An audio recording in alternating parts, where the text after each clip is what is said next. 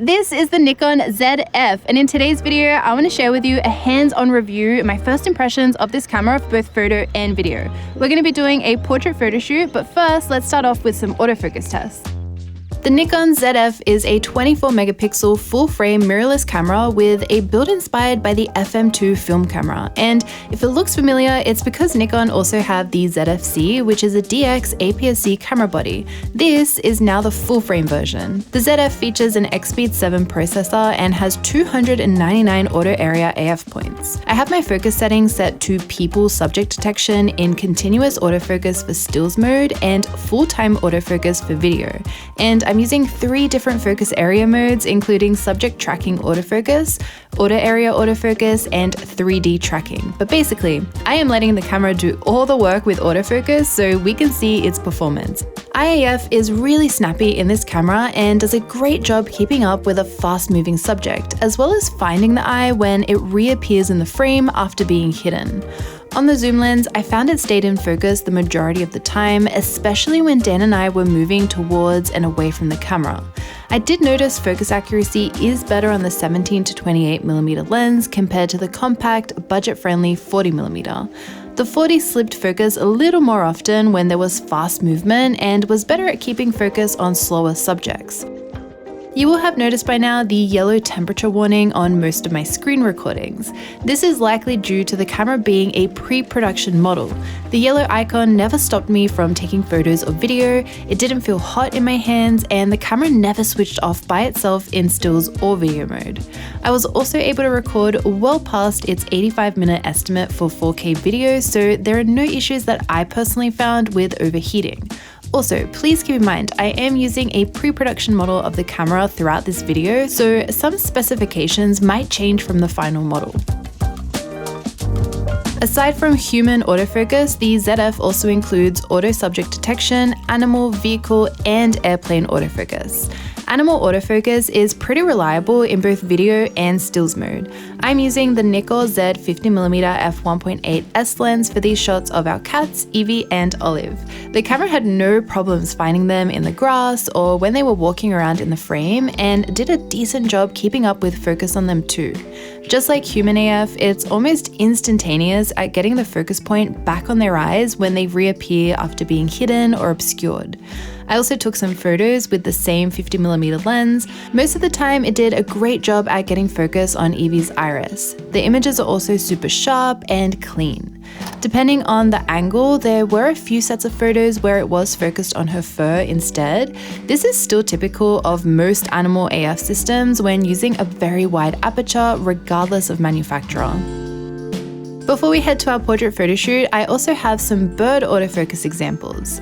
For these tests, I'm using the Tamron 70 to 300mm f4.5 to 6.3 lens, which I'm also working on editing a review video on, and I'll upload it really soon. On Nikon, there is no separate bird autofocus setting. You need to use animal autofocus, which also works on birds.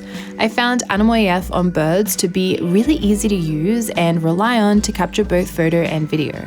I find that the Nikon focus point overlay can look a little jolty sometimes and doesn't always reflect exactly what it is capturing.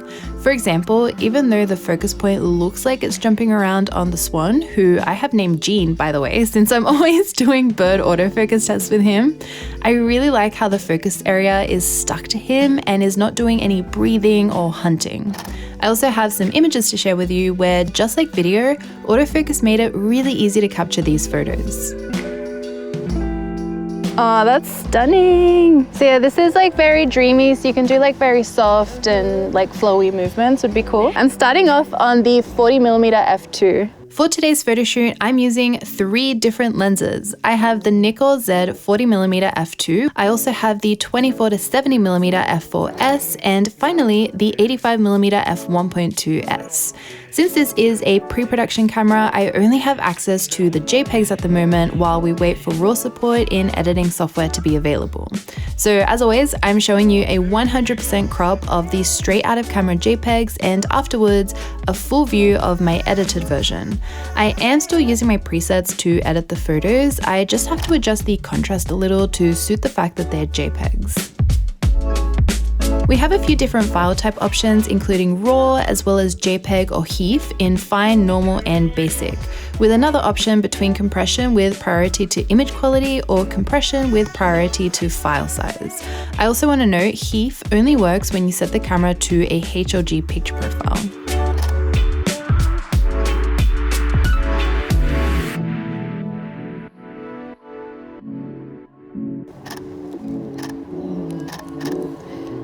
Do you want to try shooting from like the side, and you can bring like both your hands up towards your face? Yeah, so nice. As usual, I have also left my white balance to auto to see how it performs. With it set to the option of A1, which is to keep overall atmosphere, I find that it tends to lean towards the warmer side, especially since we were in a quite sunny location, but this can be adjusted depending on what you're after. Awesome. And then I'll get like one full body shot here as well. Do you want to stand like a little closer to the tree? I love that leaning shot you did. Yeah. Yeah, that's perfect.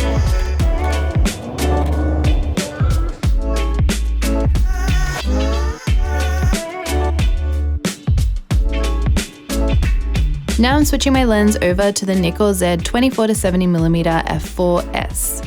The files produced by this camera are really beautiful. They are sharp with plenty of details, and they are nice and clean as well, especially between the ISO range of 100 to 400, which is what I use throughout this portrait session.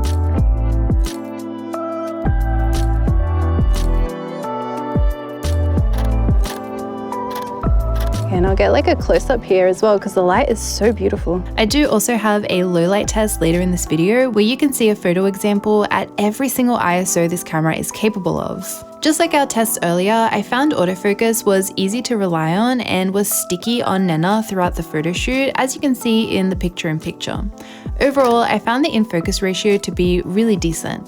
I was able to get all the shots I needed with critical focus with ease and without having to resort to a manual focus point. I did notice the camera sometimes would focus on the tip of her nose, which was mostly only noticeable on the 85mm f1.2 due to its shallow depth of field. This camera shoots up to 14 frames per second in RAW and up to 30 frames per second in JPEG. I normally use a mechanical shutter, so with this option, it allows you to shoot between 1 to 7 FPS in continuous low. I found the buffer to be amazing. It's not technically endless, but shooting RAW plus JPEG at 7 FPS, I am able to shoot just over 300 continuous images before the buffer slows down. It's also really cool to see Nikon have included pixel shift mode in this camera too, to create images up to 96 megapixels.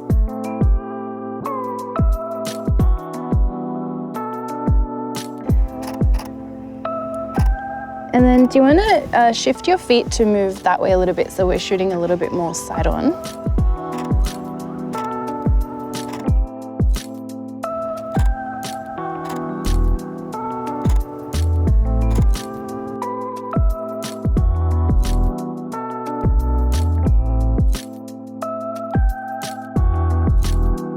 Last but not least, I've switched over to the 85mm f1.2. We have such a dreamy backlit location here. It's so pretty. And I am shooting at f1.2 this time. Wow, that looks so incredible there. Finally, I want to talk about the build of this camera while we take these photos with this last lens, and I'll have some close-ups of the camera for you to take a proper look at in a moment. The ZF is gorgeous. I really love the vintage Nikon FM look. It is so cute. It weighs around 710 grams and the body is made out of magnesium alloy, and the shutter release, power switch, and all dials are brass.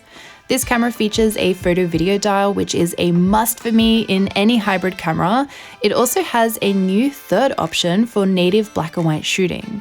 Since I always have my camera set to manual mode, I didn't personally use it, but I do love how they kept the same PSAM dial as the ZF-C. I like the thread for what looks like a mechanical shutter release cable, however, none of the vintage cables I owned worked with it. The ZF has dual card slots, which is super exciting. The first is a UHS-2 SD card slot, and the second is a UHS-1 micro SD card slot.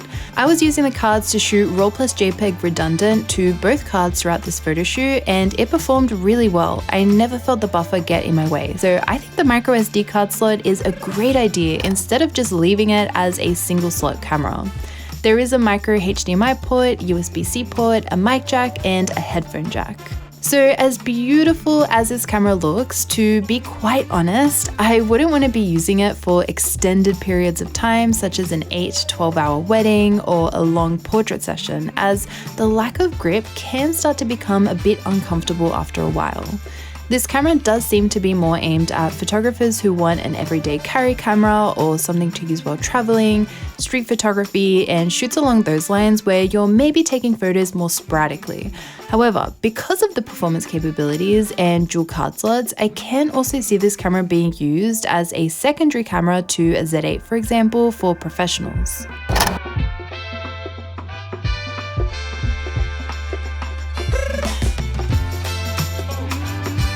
I just want to get one last close-up photo. If you wanted to maybe just crouch here, wanted to get some of these plants. Yeah, beautiful.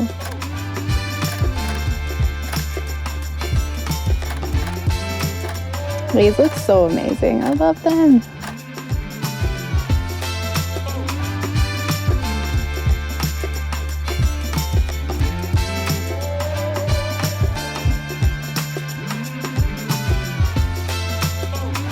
Now let's check out video. The Nikon ZF is capable of up to 60p in 4K and 120p in 1080 HD. It also records in 420 10-bit in H.265, and all this footage you're watching here of Nena is in N-Log, which has the base ISO of 800. 50 and 60p does induce an S35 crop. All these video shots captured by Dan are handheld with a Joby attached to the camera. Just like photo, Dan mentioned he found it hard to have a steady hold on the camera due to the lack of grip. For these tests, we have the ZF set to people subject detection in full-time autofocus mode and are letting the camera do all the work with autofocus. And just in case you skipped past it, if you want to see the autofocus overlays for humans, animals, and birds, they were right at the beginning of the video. When the camera has a flippy screen, I do a vlogging test. I don't make the rules around here, so that's exactly what I'm doing right now. I'm using the Nikon 17 to 28mm f2.8 lens, and I'm gonna walk around so we can see what the ibis looks like. Sorry, I thought I saw a snake on the floor, but it wasn't.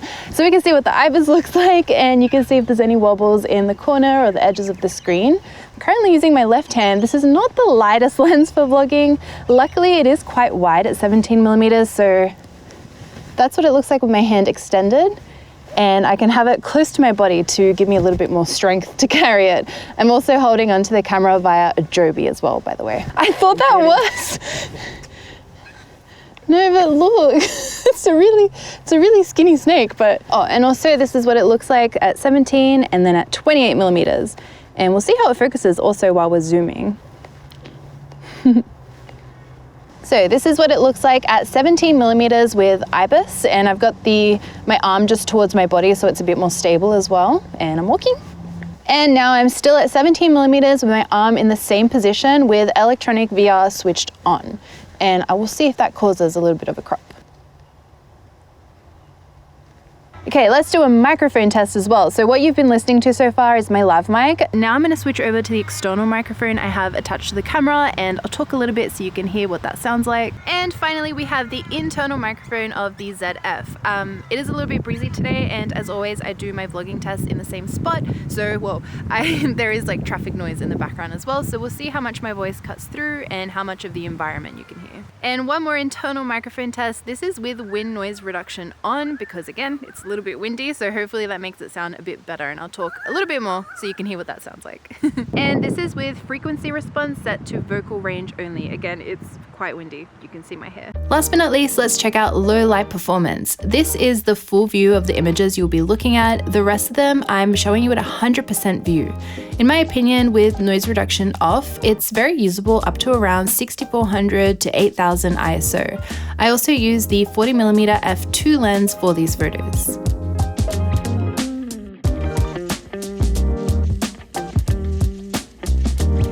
That is all I have for today's review of the ZF. I'd love to know what you think of my video and which ones were your favorite photos down in the comments below. But as always, thank you so much for watching. I make new videos every single week. I'll have more videos coming with this camera soon as well. So I'll see you all next time. Bye.